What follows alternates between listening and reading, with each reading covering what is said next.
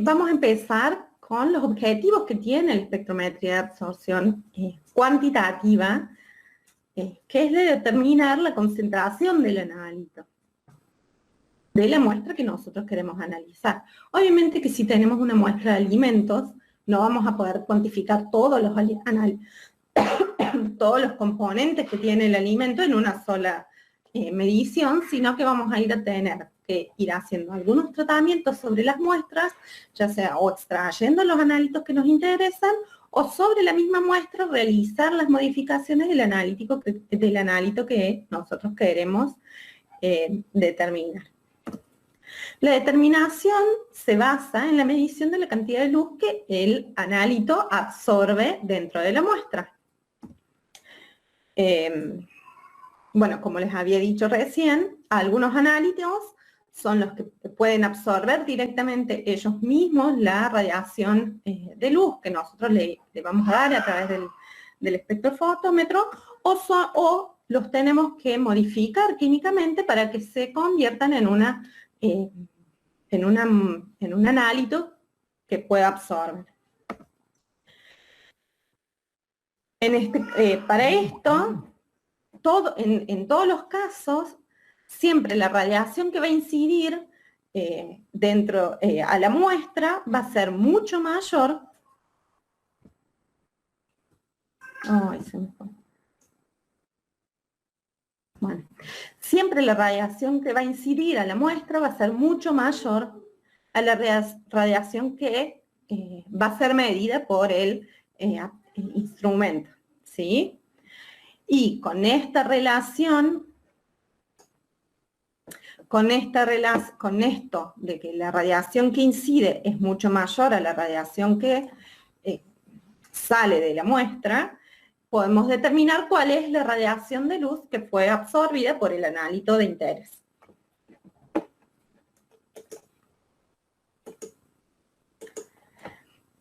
En la práctica, la solución a analizar siempre la vamos a tener dentro de una celda que se llama cubeta o celda de absorción, que va a ser que se coloca directamente en el haz de luz, en el camino del haz de luz que vamos a analizar.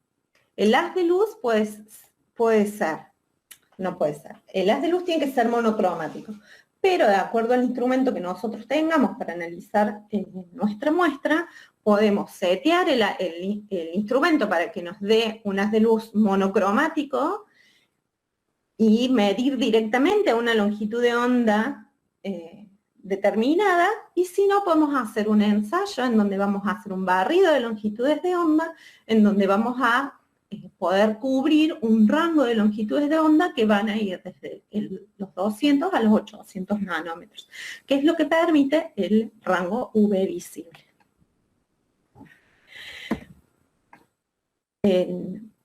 La relación que tienen el haz incidente con el haz que sale se llama transmitancia y tiene esta fórmula, en donde podemos ver la transmitancia es la cantidad de luz que sale de la muestra, ¿sí? Se puede medir como transmitancia o como porcentaje de transmitancia, que es la relación entre el haz incidente y el haz que sale por 100. Acá se me fue el cero del haz incidente.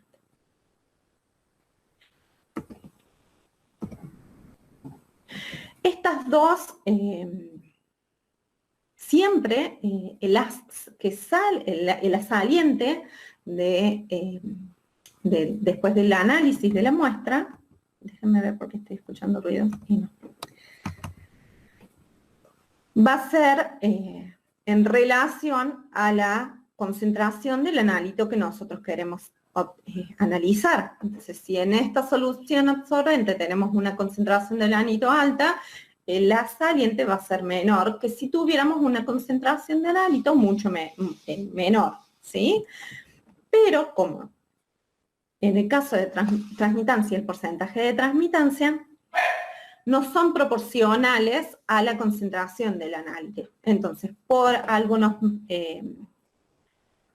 cambios matemáticos dentro de esta ecuación obtenemos un segundo término que se llama absorbancia y que sí es, tiene relación con la concentración del analito, siempre que estemos en condiciones adecuadas, porque ya vamos a ver que si la concentración es muy baja o la concentración es muy alta, o de acuerdo al pH, la fuerza iónica que tenga la solución absorbente, la absorbancia va a cambiar en cada una de esas condiciones que tenga el analito. Y esta relación entre la absorbancia y la concentración del analito se llama ley de Beer. La ley de Beer es tiene relación directa entre absorbancia y concentración del analito. La absorbancia no tiene asociadas a ella, al valor de absorbancia, una unidad, porque es el logaritmo de la relación entre haz incidente y haz saliente. Entonces ya acá no tenemos unidades y encima le aplicamos el logaritmo, ya la absorbancia no tiene unidades. En el caso de la ley de Beer tenemos todos estos términos en donde la A mayúscula es absorbancia, A minúscula es la absortividad del analito, B es la longitud del camino a través de la solución, que va a estar determinada en centímetros y es la longitud que tiene la cubeta en donde vamos a colocar nuestra solución a analizar. Y C es la concentración de la especie absorbente. Bueno, como les decía,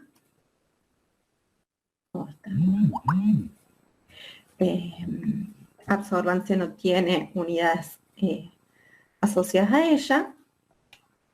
La absortividad molar es una constante que es determinada por cada analito y tiene unidades de centímetro a las -1 y concentración a la -1. Esta absortividad molar es absortividad sola, tiene todas las unidades necesarias para que absorbancia finalmente sea sin unidades, ¿sí? Y la concentración va a ser una unidad que, de acuerdo al método donde nosotros indiquemos la concentración que tenemos. En el caso de que la concentración esté dada en unidades de molar, en molaridad, la absortividad molar se denomina épsilon, ¿sí? Que es absortividad molar, porque la estamos determinando en molar. Y prácticamente siempre se utiliza esta constante en unidades de molaridad, ¿sí? Y están detalladas para cada una para los compuestos que son absorbentes, cada uno de sus absortividades molares de acuerdo a las condiciones en donde nosotros estemos haciendo nuestro ensayo.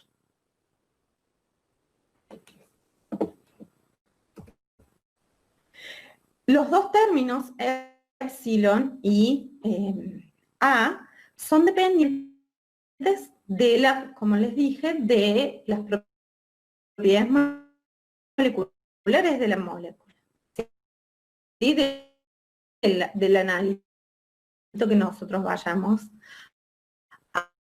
a analizar. Si es un analito que cambia su constante de disociación de acuerdo al pH, puede ir cambiando la absortividad molar de este que nosotros vayamos a medir. Vamos a tener una absortividad molar diferente a cada una de las longitudes de onda que nosotros hagamos un espectro en un rango de longitudes varias. Bueno, no sé por qué pasó. Así. Bueno, en la práctica real lo que nos pasa es que no solo es el analito el único que absorbe en ese ensayo.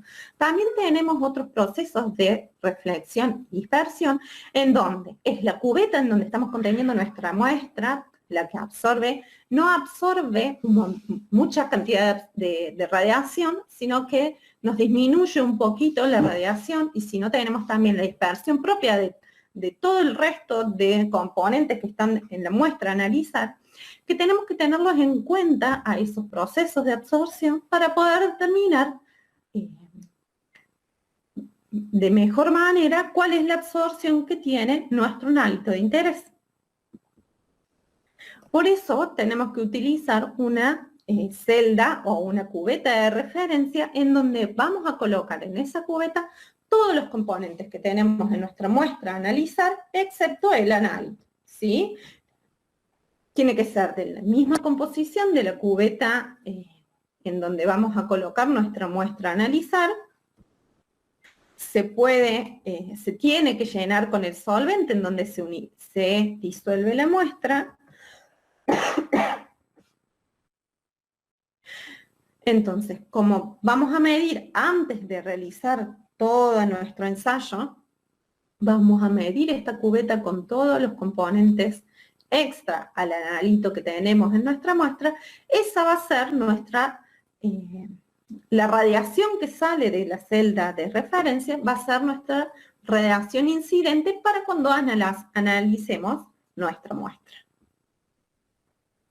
Esto lo que nos dice es que todo, al final, cuando ya tenemos nuestra celda de referencia medida, todo lo que va a absorber en nuestra celda de muestra va a ser solamente el analito, porque ya hemos descontado toda la absorción que tiene el resto de los componentes que tenemos en la muestra. De acuerdo al instrumento en que tengamos, hay instrumentos de AA o de simple AS. Si tenemos un instrumento de AA, lo que nos permite es que tener constantemente la celda de referencia midiéndose. Si tenemos un instrumento de simple AS, lo que vamos a tener que hacer va a ser medir nuestra celda de referencia antes de realizar el análisis, setear el instrumento indicando que esa absorbancia que obtenemos de la celda de referencia hay que descontarla para poder obtener nuestra medición exacta cuando realicemos la medición de nuestra muestra. Entonces, la absorbancia que vamos a obtener va a ser, finalmente, la absorbancia de la muestra menos de la referencia. ¿Cuáles problemas podemos tener dentro en la ley de Beer? Porque no siempre la relación entre absorbancia y concentración va a ser directamente proporcional entre ellas. Siempre vamos a tener alguna desviación, debida ya sea por el analista que está midiendo la muestra, porque se tiene que modificar químicamente la muestra. Entonces, si no se hace todo ese proceso correctamente, vamos a tener desviaciones en la ley de Beer. Se tiene que aplicar la ley de Beer a soluciones diluidas, porque si tenemos una solución muy concentrada de nuestro analito, esa concentración esa alta concentración puede hacer que las moléculas digamos que se molesten entre ellas, entonces no permite que todas las moléculas puedan absorber los fotones que provienen de las incidentes, y entonces la radiación que sale no va a ser directamente proporcional a la muestra. Obviamente depende de la química del analito, porque si tenemos, como les había explicado, un ácido débil que va cambiando su constante de disociación de acuerdo al pH que tiene la solución, si nosotros no mantenemos el pH de la solución constante, durante el análisis, la absorbancia que vamos a obtener no va a ser siempre la misma. Bueno, las concentraciones muy altas afectan la absortividad del analito. Por esto que les decía de que si hay una concentración muy alta, las moléculas entre sí se van molestando y no permiten la absorción de la luz correctamente. Otros procesos químicos, que bueno, si tenemos que analizar un analito en donde tenemos que realizar una reacción para que pueda ser absorbente y no la realizamos correctamente o la reacción es muy lenta y medimos la absorbancia antes de que termine la reacción, obviamente vamos a tener una medición no correcta. Y ahí la asociación-disociación reversible de moléculas del analito, si tenemos, por ejemplo, que analizar complejos en donde para medir metales o... Sí, metales muchas veces se utilizan moléculas orgánicas que se complejan con los metales y producen un color. Entonces, si ese complejo no se forma correctamente o se va cambiando durante el proceso de medición, vamos a tener desviaciones en la ley de Beer. Y la ionización del ácido débil, como les expliqué. ¿Cuáles son las limitaciones en la instrumentación para utilizar en las mediciones de absorbancia? Sí o sí, siempre tenemos que ver que el haz de luz incida sobre la muestra. Es el haz de luz que incide sobre la muestra que tenga un solo valor de absortividad. Les había explicado que la absortividad molar depende de la longitud de onda en la que estamos midiendo. Entonces, si tenemos un haz que no es monocromático, vamos a tener desviaciones en la absortividad molar porque vamos a estar midiendo en varias longitudes de onda al mismo tiempo. Si el instrumento no es preciso en elegir la longitud de onda que queremos, vamos a tener desviaciones. Es lo que les estaba explicando. La radiación policromática nos va a dar desviaciones en la ley de Beer. ¿Cuáles son las fuentes de error que podemos tener durante el proceso? Tenemos 3 fuentes de error principales dentro del proceso. La incorrecta preparación de la muestra, si nosotros tenemos que hacer una derivatización de la muestra,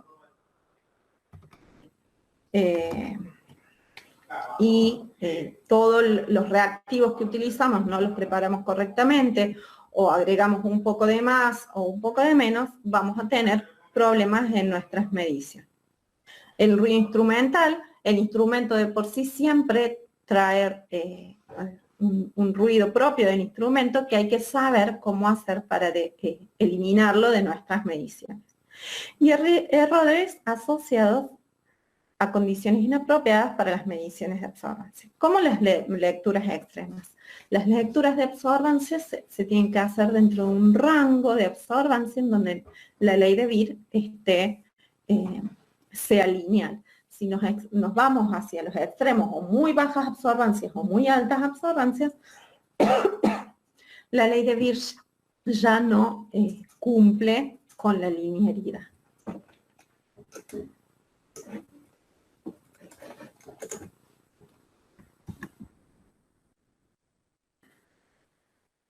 Bueno, fuentes de error que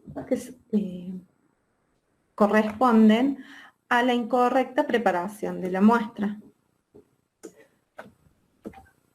En el caso más simple de una preparación de la muestra, en donde sea homogenización y simple clarificación, o sea, que tenemos una muestra en donde el analito absorbe radiación ultravioleta o visible,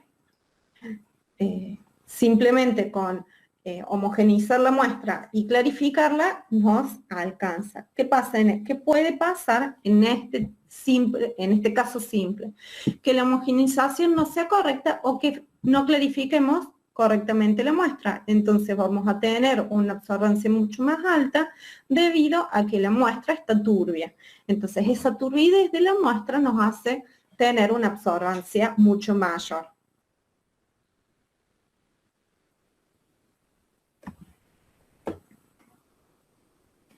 En este caso, tenemos que poner la solución de referencia con el disolvente que vamos a homogeneizar la muestra.